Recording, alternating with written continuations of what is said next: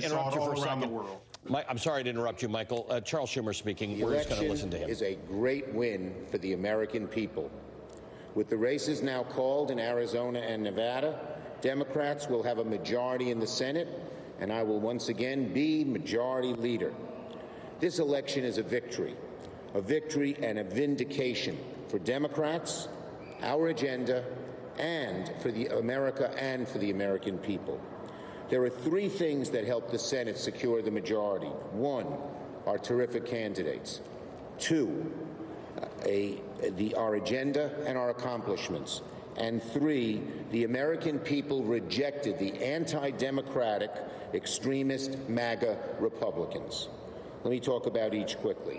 Our candidates, Catherine Cortez Masto, Mark Kelly, Maggie Hassan, and John Fetterman and Raphael Warnock are just fine human beings who really care about people, who have the understanding of how to get things done, and those who have been in the Senate have already accomplished great things. They believe in our democracy and public service, and they're going to get a lot done for their states in the next 6 years. Contrast our candidates with some of the people they ran against. Our strong candidates beat some very flawed challengers who had no faith in democracy, no fidelity to the truth or honor. And even when the polls looked bleak, our candidates never gave up and never lost faith.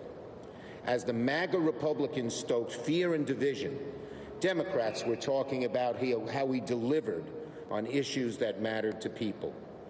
I think one thing the pundits and prognosticators missed was that in all the incendiary ads that blanketed the airwaves for weeks, people knew that Democrats were getting things done for them. So that's the second reason we won.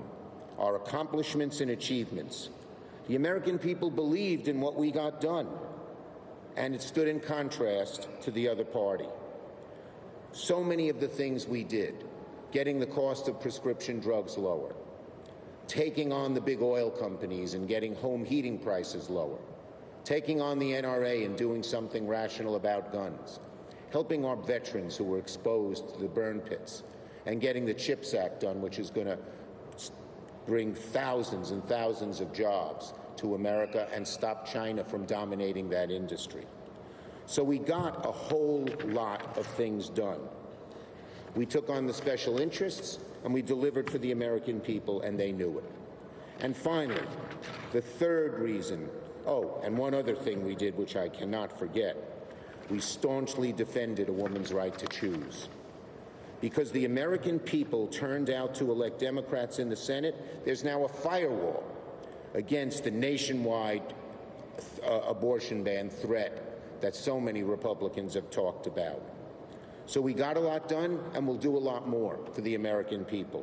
But finally, and maybe most important of all, the American people rejected, soundly rejected, the anti-democratic, authoritarian, nasty, and divisive direction the MAGA Republicans wanted to take our country in. From the days of the big lie, which was pushed by so many, to the threats of violence and even violence itself against poll workers, election officials, and electoral processes. And of course, the violence on January 6th. All of that bothered the American people. And another thing that bothered them just as much. Too many of the Republican leaders went along with that, didn't rebut that violence, and some of them even aided and abetted the words of negativity and other things. And when I talk about violence, I mean violent language. I mean violence against other people. Where was the condemnation from the Republican leaders so often missing from so many of them? That bothered the American people. So the American people are not happy with Republican leaders who condoned and even supported this nasty, poisonous rhetoric. And I'm making a plea to my Republican colleagues. We can disagree on so many issues. That's fair.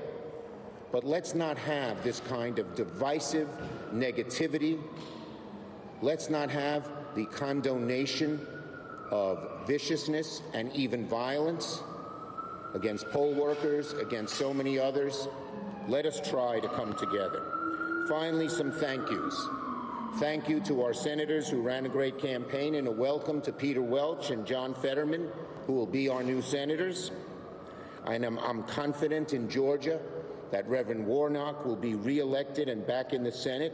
He's done so many good things already. I want to particularly thank Gary Peters, the chair of our Democratic Senate Campaign Committee, and Christy Roberts, and all the great staff of the DSCC. Without this, it wouldn't have happened. And finally, my friend Harry Reid. He may be gone, but he's still with us. His legacy in Nevada continues to shine bright as the lights on the Vegas Strip. And also thank you to all the grassroots groups that stood for America, that said we're going to get things done. Thank you to the millions of people who supported us and the thousands of volunteers and organizers who were there. I look forward to working with President Biden, Vice President Harris, and God willing, a Democratic majority in the House to continue delivering meaningful results for American families as we continue in the new Senate. I'm ready for a few questions if anybody has them. Congratulations, sir. Thank you. Thank you. Going into Tuesday, did you, in your wildest dreams or imagination, think that the numbers would have been this good a few days after? We always had much greater faith in our victory than a lot of the pundits and prognosticators.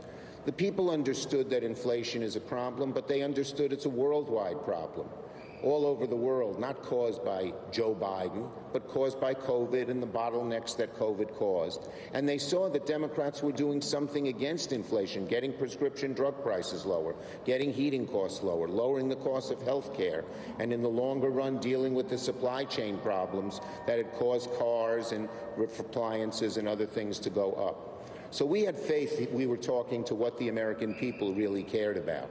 And we knew that the negativity, the nastiness, the condoning of Donald Trump's big lie and saying that the elections were rigged when there's no proof of that at all would hurt the Republicans, not help them. Yet too many of them and their candidates fell into those traps. All right, that is Senate Majority Leader Chuck Schumer delivering a speech after learning that it has been called that the Democrats will hold control of the Senate in this next session.